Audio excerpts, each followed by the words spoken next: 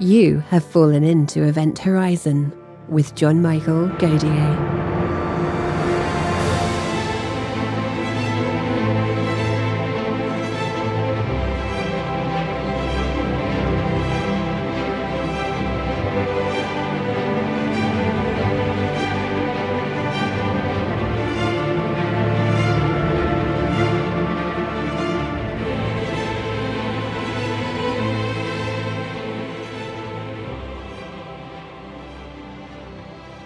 In today's episode, John is joined by Gregory Benford and Larry Niven.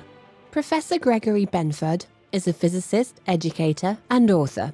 He received a Bachelor of Science from the University of Oklahoma and then attended the University of California, San Diego, where he received his PhD.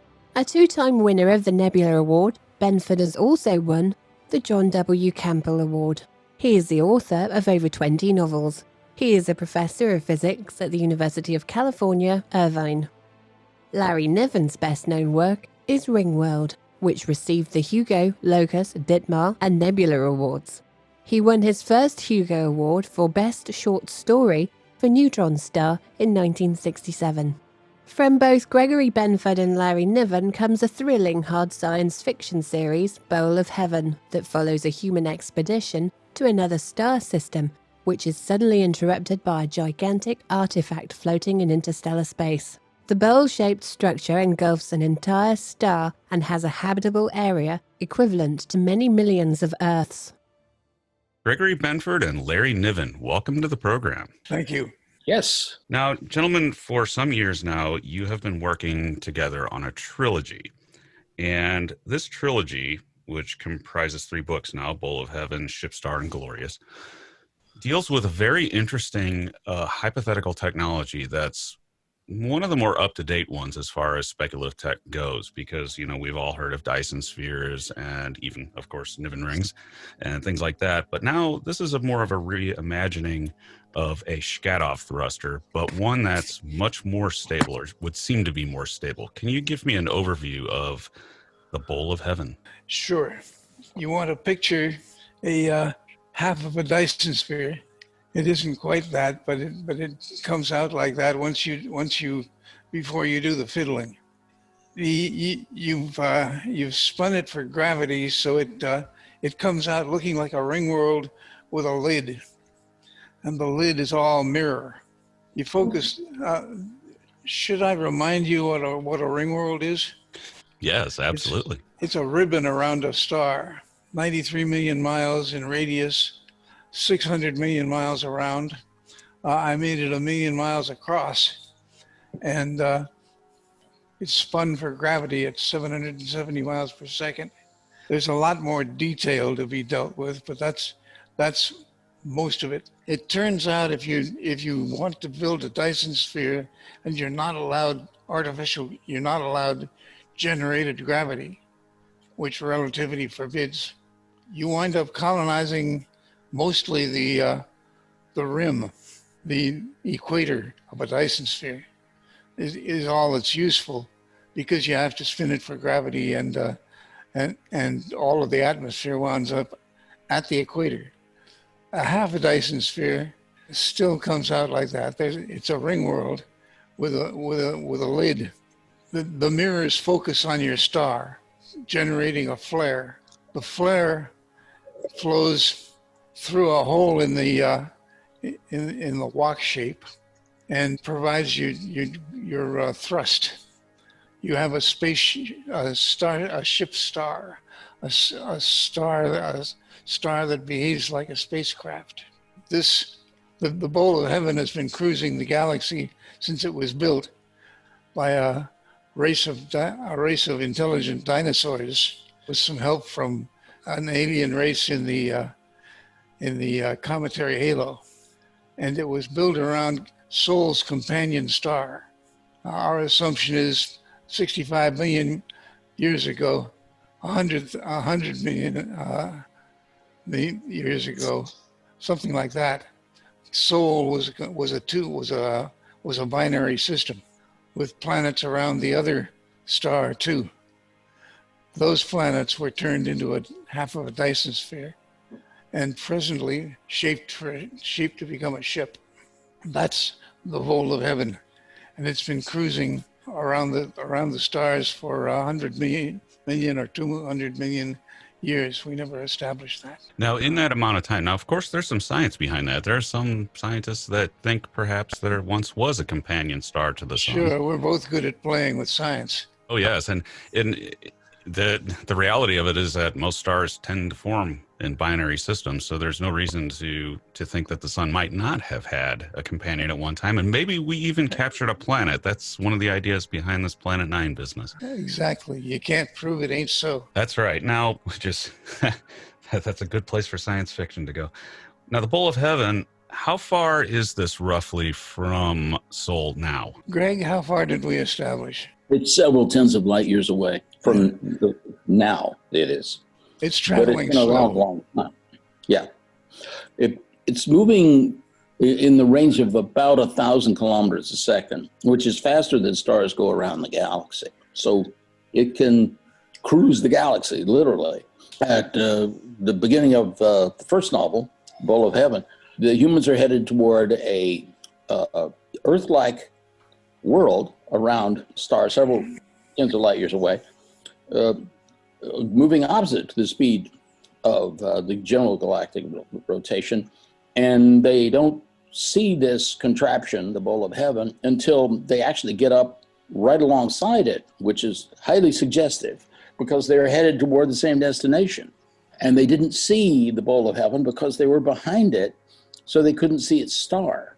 And the jet coming through the knothole at the bottom of the Bowl of Heaven is not luminous enough that it would have attracted attention, particularly since people on a starship are not actually astronomers. they're navigators. And so the book opens with the discovery off to the side of this strange contraption which they had not been aware of. And so, of course, at the very beginning of the novel, we set up this series of questions implied, but not directly stated. That's how you unfold a story, after all. You don't tell the reader everything in the first paragraph. Now, speeds. Now, I know one of the criticisms that ultimately came out of the Shkadov thruster was that it really wouldn't end up producing all that much speed, all that much acceleration. But the Bowl of Heaven is different. This seems likely to produce significantly more. How fast can this thing go? Are we talking serious relativistic speeds, or, No. I did these calculations, by the way. There are a lot of things wrong with trying to go, say, even at 1% of the speed of light. And the major thing that happens is that you get your face pushed in, literally. The magnetosphere of the star, which they're following, will get pressed all the way back to the star, and it will change the dynamics. And the major thing is that you don't want such large-scale pressures pushing on the whole system. It's just harder to handle high accelerations, and more particularly at the high speeds. The Earth's magnetosphere terminates out about 120 astronomical units out from the sun. We're 1 astronomical unit out. So there's this bow shock, which we've detected ahead of our whole solar system, where a lot of plasma violence occurs. Specifically, it's 2 plasma streams running into each other, the interstellar plasma and then our own confined plasma, or rather the outflow of the plasma from the sun. Remember, the sun is always pushing material out. That's what solar storms are. So that you've got a big issue if you try to go at enormous high speeds. Remember, 1% of the speed of light is 3 times 10 to 3,000 kilometers a second. And that's a lot already. That's kilometers a second, by the way. The solar system speeds are on the scale of 10 kilometers a second. So that's what we're talking about here. And so it's an artful contrivance, I would say, because the inhabitants of the Bowl of Heaven want to cruise around the galaxy and visit places, but they don't want to do it too fast because it's too hard to manage. It's an engineering issue. Now, how do they deal with time? Do they simply have time frames of living that are just so long that it doesn't matter, or do they just simply go generation to generation? Very rigid social organization. Yes, exactly. When Greg talks about this being a big smart object rather than a big dumb object, He means that it requires constant attendance. You got to keep it stable. You got to guard that flare as it goes through the hole so it doesn't vary over inhabited territory. This has to be done for hundreds of millions of years. So, big smart object. Right. And a lot of a rigid social hierarchy that really can't is accustomed to dealing with intruders. So that's what our people have gotten into. Yes, Larry and I have an article about this in the latest issue of Analog Magazine, with a bunch of art, by the way, that comes from the three novels. Art we commissioned ourselves from two different artists. But the piece we wrote, and it's the latest Analog, we explain some of this in good detail, I think. It opens with a quotation from one of my oldest friends who, alas, died this year, Freeman Dyson, in January. And here's the quote. "My rule is there is nothing so big nor so crazy that one out of a million technological societies may not feel itself driven to do, provided it is physically possible." And this is from an essay he wrote over half a century ago called The Search for Extraterrestrial Technology.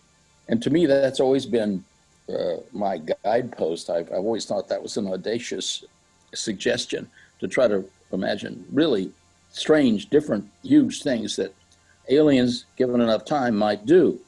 By the way, I became aware of this because I met Freeman Dyson in 1963 when I was just beginning graduate school at UC San Diego.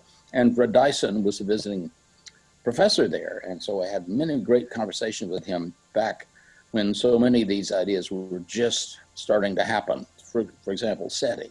And Dyson has always remained to the faith that aliens could do all kinds of strange things that we can't anticipate. Now, that's one reason he invented the Dyson sphere. Mm-hmm. So Larry and I just kicked around these ideas. I remember long ago, over a decade ago, we were having dinner and I said, you know, what could be bigger and grander and stranger than Ringworld?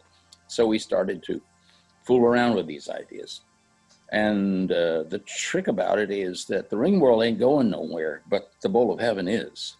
And that implies completely different alien psychology. What about materials to create such an object like this? This is reminiscent of Ringworld with Skrith, that to do this, you're going to need some... audio just cut off for me. Let's just hold here until we get it back. Okay, are we back to normal? Yeah.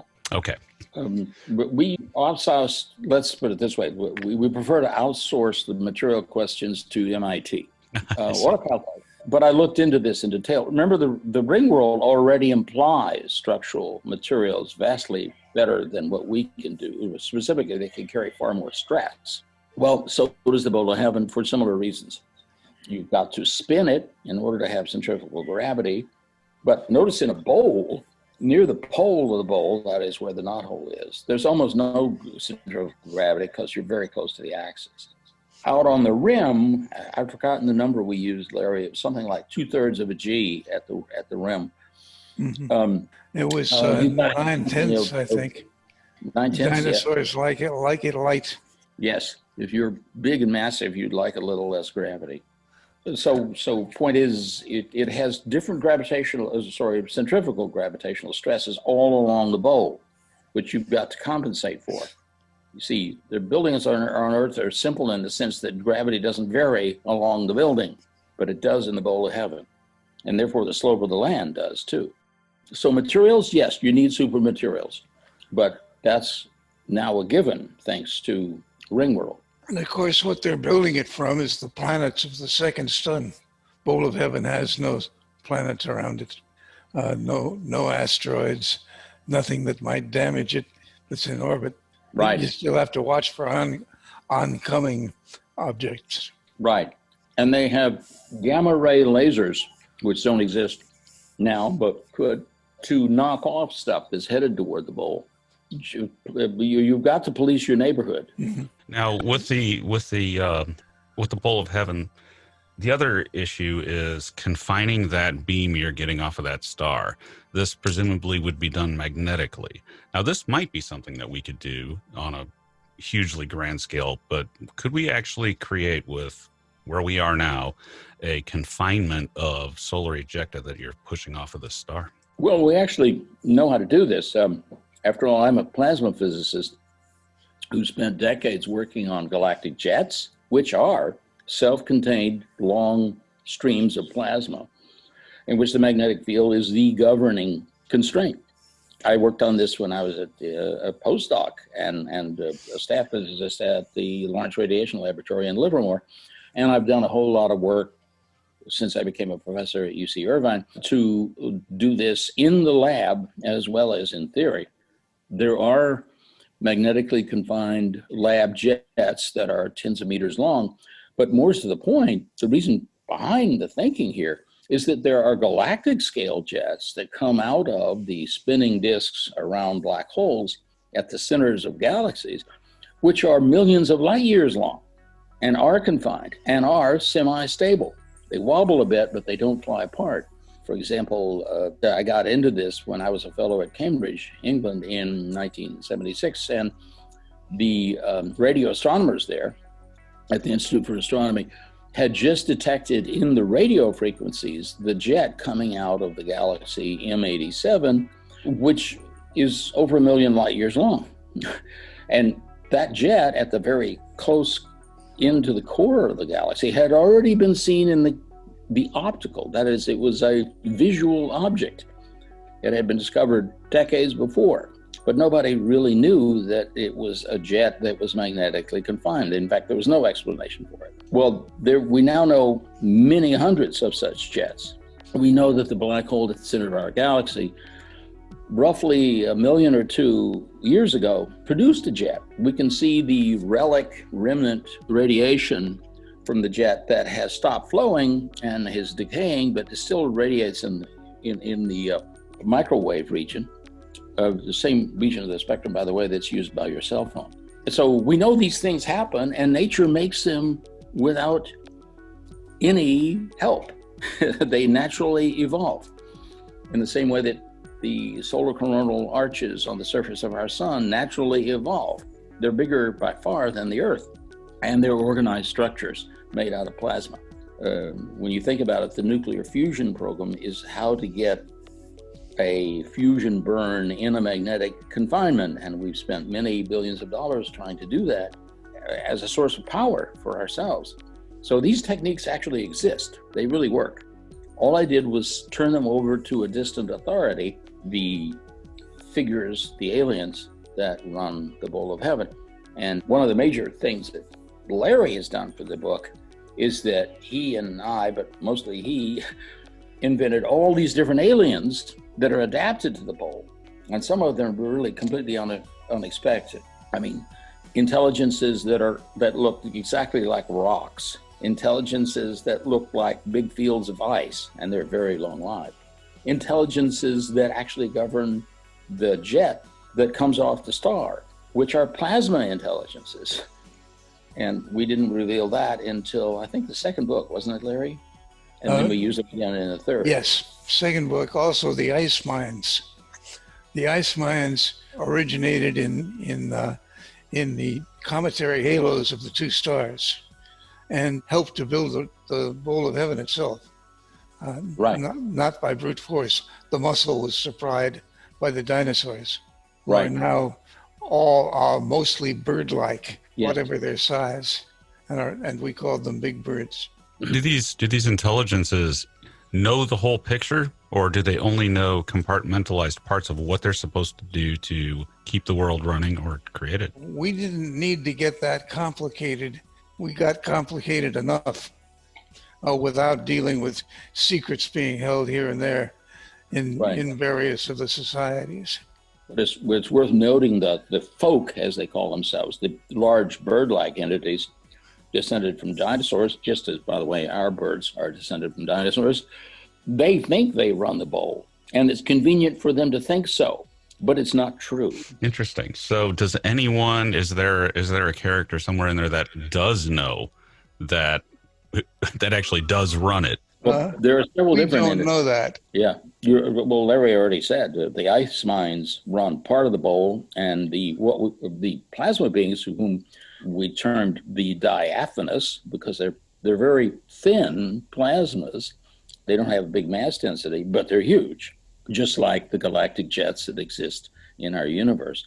The point is, they all run parts of it.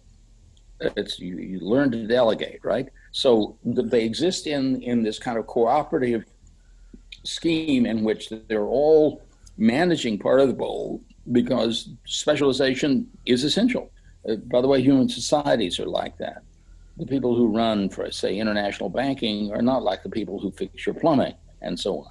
But it would seem to me that this sort of a society or this social construction would be inherently interested in not waging a war against each other for any sort of disagreements, because if they did that, then they would neglect the structure, which would probably fairly rapidly fall apart, right? All Exactly. of this is true. And all of this is one of the reasons why the society is so rigidly governed. Yes, but part of it is that it's not top-down control, but rather it's mutual control, the same way large human societies work. After all, we're a species that only a couple of 100,000 years ago ran communities on a scale of hundreds of people, right? Now we have societies that run both billions of people, but we've managed to do it cooperatively. That's really the deep human secret. We did describe a sort of a quick war in the novel Glorious, the third novel in the series. Yes. War fought with black holes and a quick negotiation to stop more of it happening. Right. Yeah, that was your idea, as I recall, Larry. Yeah. I mean, you want to bring out the big guns, but you don't want to fire them very often. I mean, look, human beings are very much like this, you know. I was very aware growing up that big intellects like Albert Einstein and Bertrand Russell said in a public declaration that the only way to save humanity from a nuclear fusion war was to give all the weapons to the United Nations. And otherwise, Russell predicted that civilization would cease to exist in a large hydrogen bomb war by 1960. He made this prediction, I think, in 1952, showing that even smart people couldn't see that cooperative large-scale endeavors could be stable. And we still haven't had such a war. We still don't know quite how we got to be so stable. I remember a science fiction story in which the aliens have come from interstellar space, contacted Earth, and what they want to know is, how do we do it? How do we avoid covering the surface of the Earth with craters? I've forgotten who wrote that story, but I remember it. Yeah, brilliant. Well, the point is that it's not obvious how we've been able to do it so well. But I would suggest that the real motive is fear. You don't want to start a war that you can't predict the outcome of. And I suppose there is some social evidence for that, because we tend to limit our wars to conventional weapons these days, even though many countries possess abilities far and beyond that. And that goes back even to World War II, where nobody broke out the chemical weapons, although they may have gotten close to it. True. And actually, World War II is a perfect example of the bad example of causing a lot of good. That is, it was started by the fascist parties in 1939, who thought they could fight and win a war in a year. And they were wrong, and they overextended and got the stuffing beaten out of them within 6 years. And it was only put an end to by the use of nuclear weapons. Right, So the one weapon of mass destruction that was used, and it was only used twice. Yes, and I lived in occupied Japan, also occupied Germany later, starting in 1950, and I was very aware of this background because it was ever present in Japan, because I got to speak to Japanese about it and the circumstances, and it really struck me of how an original weird outcome it was. You use this weapon once, it's never been used again, which is the reason for this long peace we've had for over 80 years now. And indeed, chemical and biological weapons, or at least chemical weapons, were used in World War I, but not since. That's right. We can learn from experience. And that the brilliance of the use of the two A-bombs, they call them, although they're not atomic, they're nuclear, is that it provided an object lesson. Don't do this. that has really proved the flowering of this great golden age we've all lived through. Look at it this way: the first part of this 20th century was a slaughterhouse, the two largest wars in history, and everyone assumed it was going to keep on that way, and they were so frightened that it didn't keep on that way. We can learn. I should say they have been used in regards to chemical weapons, but only in very small regional conflicts. It isn't to the level of World War I, where it was commonly being used all across the battlefield. Now, I wanted to ask you, have you guys thought about the bowl of heaven as a technosignature? Say Dyson was right and someone has built something like this. It would seem to me that would be one heck of a technosignature, that it'd be very obvious. What would we look for if we were looking for a bowl of heaven? Well, point is, as the novel opens, they didn't see it coming literally because they were blinded by the bowl itself. They couldn't see the star. But it would look strange if you're looking on the other side at the star, and then you have this big luminous object surrounding it. That is very strange. It does not look like a planetary system. So if it's coming toward you, you know, if you have telescopes, and you are worried about it. And by the way, that's what happens in the third novel, Glorious, because Glory is the name the humans use for the solar system they were originally headed for, and the bowl is too. So in the third volume, they actually arrive at Glory, and they find out it's another kind of strange giant contraption, which we'll leave you to discover because it took us, what was it, Larry? Almost a decade to think up what was at Glory. Decade to cover the three novels. Gregory Benford was needed for this book, or for Glory and Glorious at any rate, because we wanted to put in a gravity wave generating system. Certain solar systems communicate by gravity waves, and it took a plasma physicist to design one. Yeah, who's also written some papers in general relativity. No, right. You know, what we did was play catch-up ball. It was obvious to me that gravitational waves were coming soon.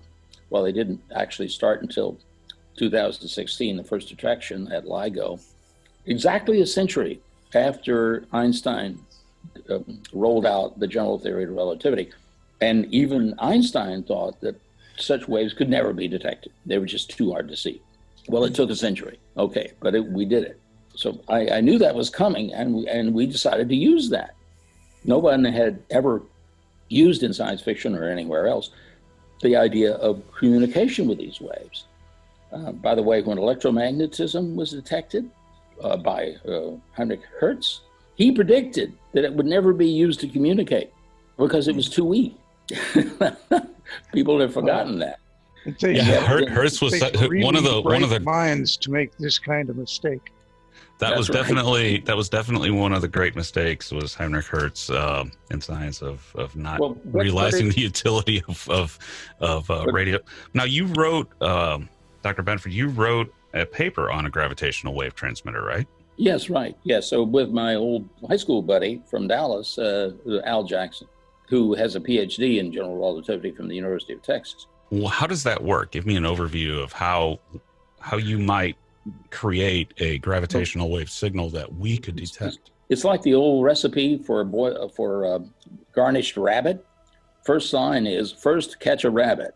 Well, to make a gravitational wave radiator, you have to catch a black hole because they're the only compact matter mass sources you could use to radiate a significant power.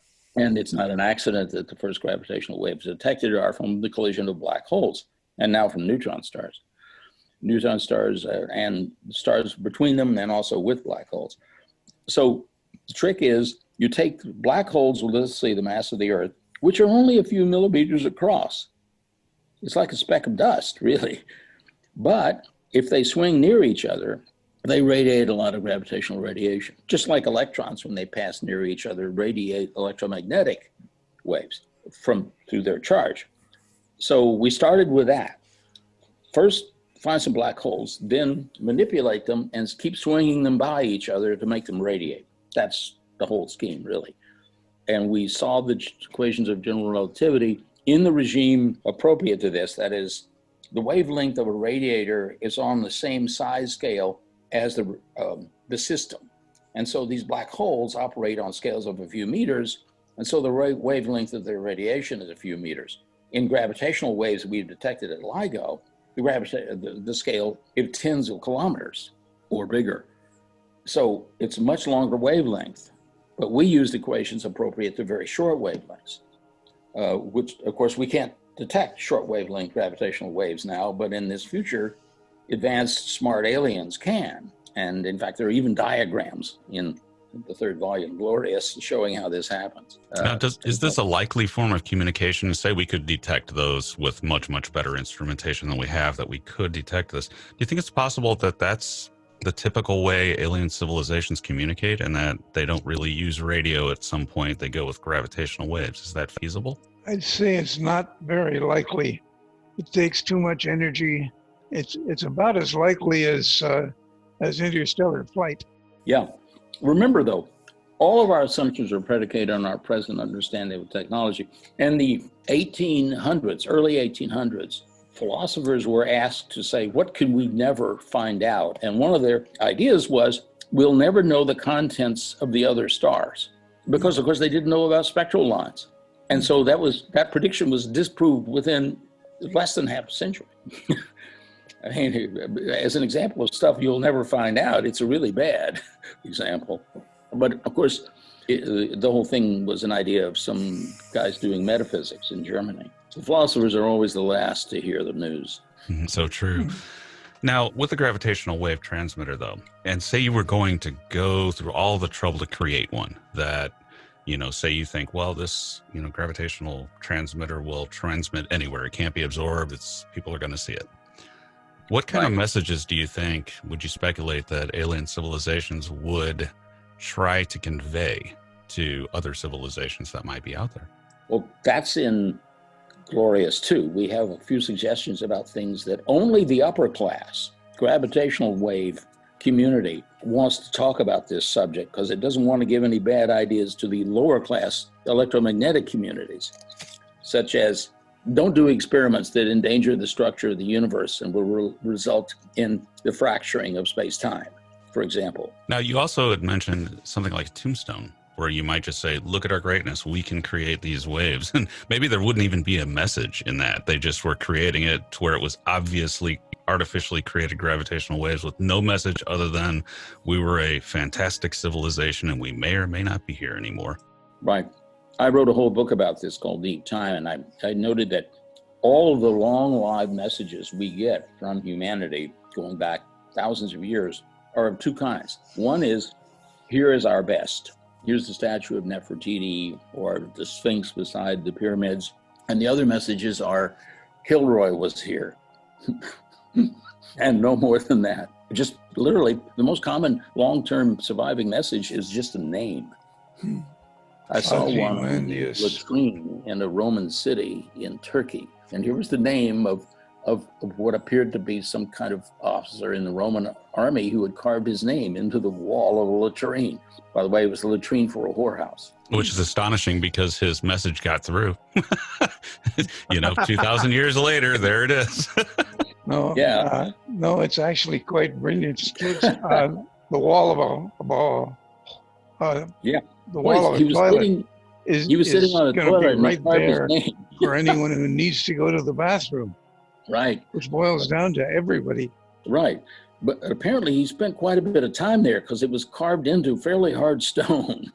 You got to wonder about either he had a bad case of constipation or he visited there several times.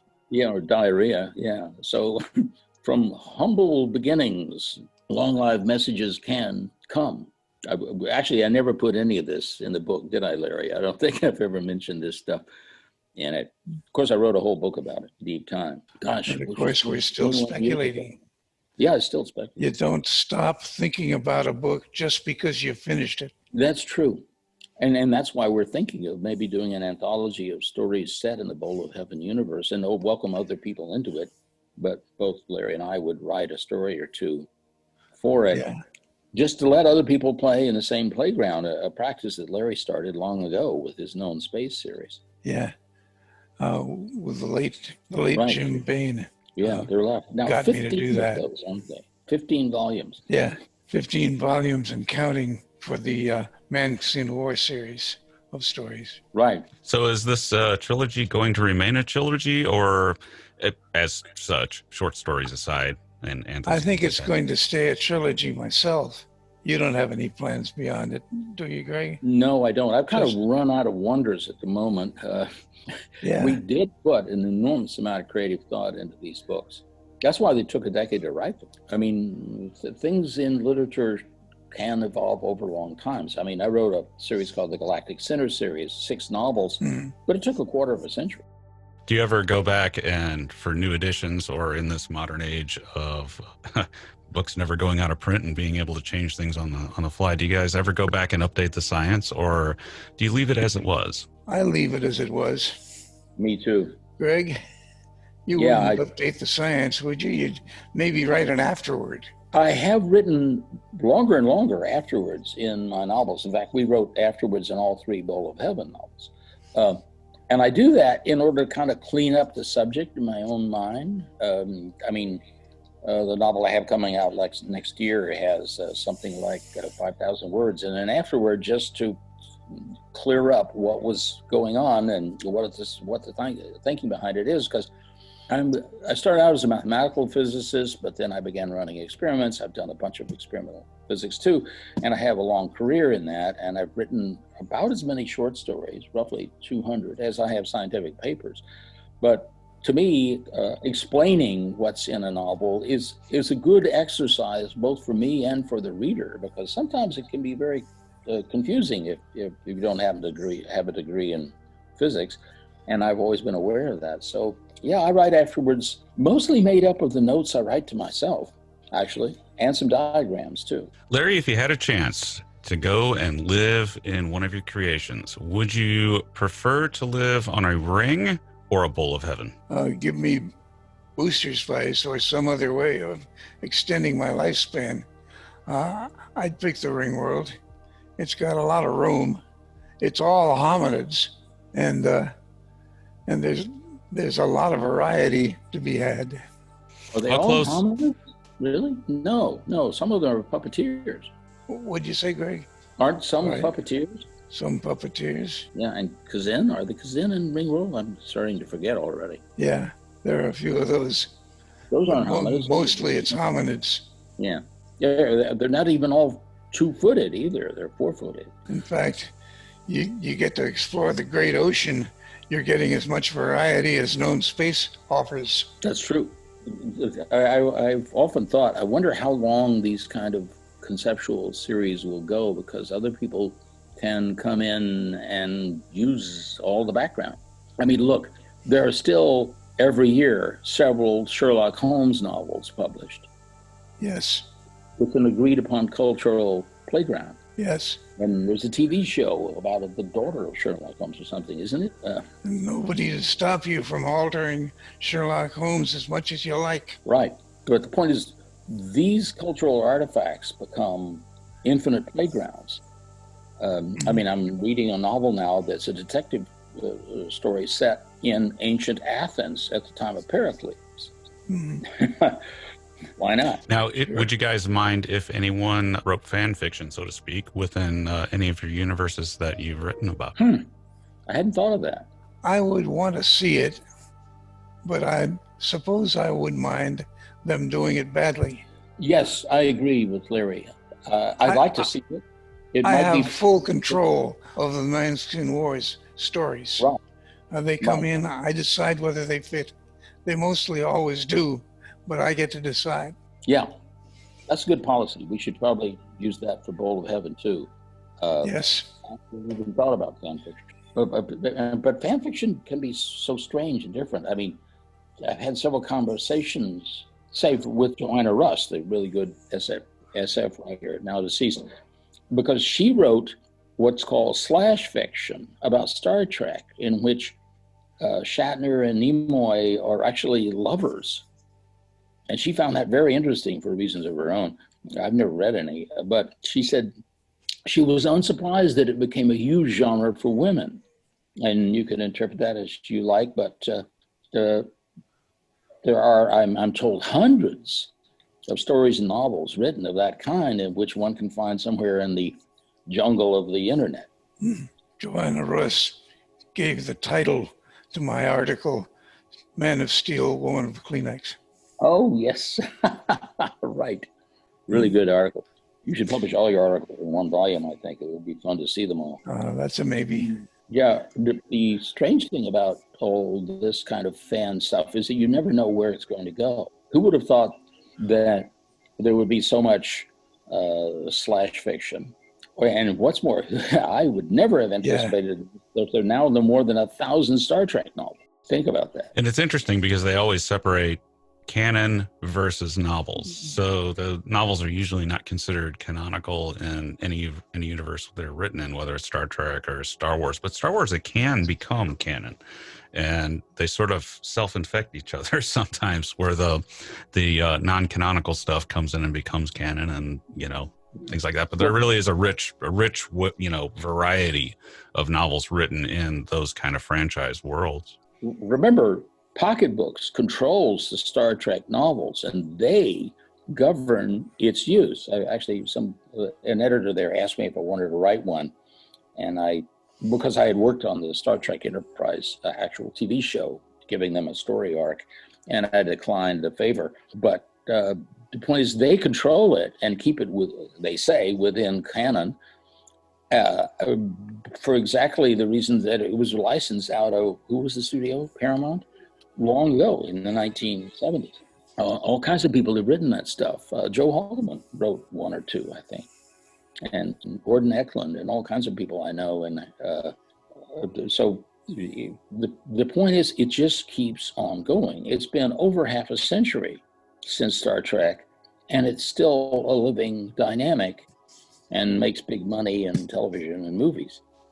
Who knew? Yeah. Right? Now, one last question before the final question. And this is directed at both of you. Now, for a long time, we've seen speculative science in the framework of the Kardashev scale.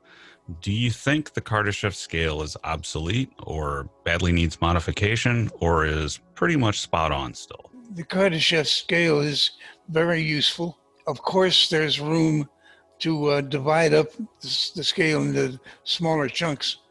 Nobody's done it. Nobody's needed to. It's right there for whoever needs it. Yes. I discussed this, by the way, in Russian with Kardashev back in the Soviet Union days. And he said, I got the idea by just thinking about the logarithm of energy. That's really all it is. It's just the log of the amount of energy used by a society. Mm-hmm. And that's it. But of course, to go beyond the Kardashev scale, you have to use that of not merely galaxies, but of clusters of galaxies, such as the local group, as we have. And that requires some way of organizing societies over scale in which the communication time delay is millennia, right? That means necessarily to make a coherent society, you need societies that last for many millennia. And the longest lived human society, as we know, is still the oldest large society, the phantocracy of ancient Egypt, which lasted thousands of years. Isn't it interesting that the longest lived human society was one that pretended to have a solution to the problem of death? That was the real underlying cause of ancient Egypt. It solved the problem of death, which is still the number one human problem and will remain so, I think. If we had a real solution, then we could have an interstellar empire. Well put, yes. If people lived 10,000 years on average, you could have a cluster of galaxy scale civilization because you could be chatting with them on the intergalactic internet. Yeah, exactly. Then you run into the bus problem, because even if you live 10,000 years, there's still occasionally something's going to happen to you that your technology can't fix. You get vaporized or something like that. So the longer you go, the less likely it is to continue, even if you make it 5 to 10,000 years. Which leads to very cautious. With a real interstellar intergalactic society, you would get gravity wave generators because you could afford the expense Yes, exactly. and you would want to send your messages uninterruptible to all of the reaches of the empire. That's right. There might be only one gravity wave generator in the whole galaxy. But a lot of detectors. Yeah. Yeah. But long ago, I did this calculation. If you eliminate all causes of death except accident, that is, all diseases and infirmities go away, how long would humans last? And the answer is 1,400 years. If you only died of accidents. I'd have to see your assumptions. Well, it's just as I stated. I just took the accident rates and fatality rates and made that the only cause of death. Mm-hmm. And it's a simple calculation. But the trick is, then what would such a society, once you get up to 1,000 years of age, do? They would become very, very careful. No driving around in your great 1968 Corvette, for example. To get past this problem, do either of you envision that humans will ever go for a speculative technology like uploading themselves into some kind of technological cloud or something like that? Like essentially back yourself up as like one would back up a phone. Well, there are several hundred people who've already done that at Alcor, the cryonics firm, who are saving only their heads. In hopes that either you could regenerate a whole body, which I think is really, really far out technology to think about, or else that you could be uploaded into a computer program that thinks it's you. I wrote a short story called Rammer that gives my opinion on the subject. If there's no guarantee that you'd have the money to be revived, somebody would have taken it. Well, that's true. It's always possible there'll be malfeasance, but there are several places in the world, principally Luxembourg, in which you can leave yourself, your frozen head, to inherit an endowment in perpetuity, which is a legal entity available in several countries now, in which if you come out of cryonic freezing, they will pay your costs, and also you'll get the benefit of a good investment that is played out for a century. So you can leave yourself money, and I know people who have done that too, by the way. Mm-hmm. I could give you their names. One of them is famous. So essentially, legally, if you die, you have to write a will to leave your head, your fortune. Yes. Well, you don't have to, but you can, and people have. Yeah. I see. Which is not that different from ancient Egypt, where you fill your tomb with gold and everything you could need for the afterlife. Essentially, you've willed your fortune to yourself inside your tomb. So it's sort of a repeat of history in a way. I was in Keep Tuft's tomb when you could actually go in there in the early 80s. And some of the stuff left in the tomb was actual food. Yeah, I'm food. And I stand with Get Smart. It'll never work, but it's certainly worth a try. Right, yes. I like that. All right, gentlemen, before I leave you today, I wanted to ask you one final question. Out of all of the short stories and novels you've ever read in your formative years and beyond, what was your favorite story, the most important story to what you do in writing sci-fi? That's not easy to pick, but I think I like The Whole Man as a perfect short story that was very easy to write and won a Hugo Award. Yes. My favorite, my sentimental favorite is a story I wrote in one sitting by dictation called Doing Lennon, where Lennon is Lennon, about a guy who wants to be recreated as one of the Beatles. I wrote that in 1976, I think, and sold it to Analog. Because it was so much fun to write, I just sat down and dictated it into a tape recorder. Boom, just like that in a couple of hours. And it came out just perfectly well, I thought. Because I was very busy setting up a large laboratory and I didn't have much time to sit down and type, so I used that method. It's my favorite just because it's also funny. Funny is hard. Yes. All right, gentlemen, thank you for joining me today. And everybody check out the Bowl of Heaven trilogy, starting with Bowl of Heaven, Shipstar, and Glorious. Everybody check that out. Thanks, gentlemen, for joining me today. It was fun. Pleasure. Thanks for listening. I am futurist and science fiction author. Wrong channel. No, it's not. Thanks for listening. I am futurist and science fiction author John Michael Gauthier, currently hosting Event Horizon and wondering where Anna actually came from. One day I had a tablet computer, the next I had a boss. Very disturbing, and be sure... And that's enough of that. YouTuber forever! Like, subscribe, and hit the bell! Sell out. What?